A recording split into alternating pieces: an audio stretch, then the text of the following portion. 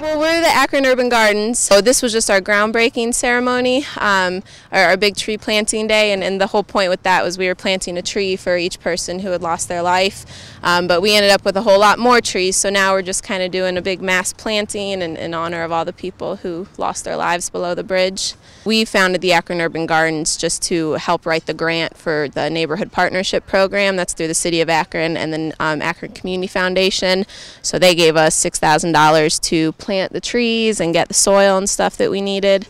Because it is city property, we're hoping that some of the basic maintenance will still be upkept by the city.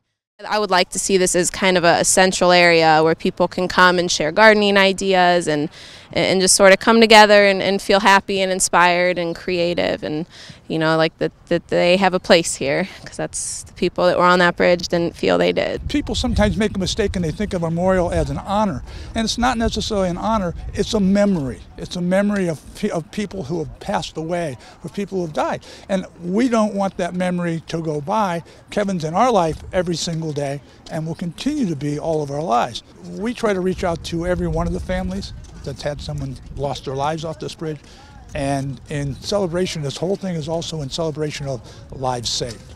We didn't try to make a suicide-proof bridge. We tried to make a suicide temporary moment to think about not hurting yourself. Suicide is a crisis-oriented situation.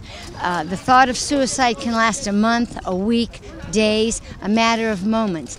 And because it's crisis-oriented, if those people who felt that they needed to commit suicide would have the time to think before they committed the act, we may have saved our son's life and the others who have jumped from this bridge. That bridge will give people time to think. That wonderful bridge that was supposed to be the All-American Bridge. The All-American Bridge turned into a suicide bridge. It had a black eye, and now we're trying to take that black eye away. Right. That's what's called healing. I don't know. I walked in here and I almost started crying because it's just so hard, because every time you drive by here and you just think of it and you just you can't explain it. You can't explain it. It's just something that you can't explain it, and it's really important to me, because I think I see all these people around here, and obviously they're all involved somehow and had an experience with this kind of situation, and it just moves me deeply to see people that care so much. Dana and I co-founded this organization a year and a half-ish ago in an effort to memorialize the victims of the Y Bridge, and also to use food as a medium to memorialize and reinvest in the community. I'm a lifelong resident of Akron, well vested in the community, and I think it's up to our generation to do what we can for doing things like this for the community.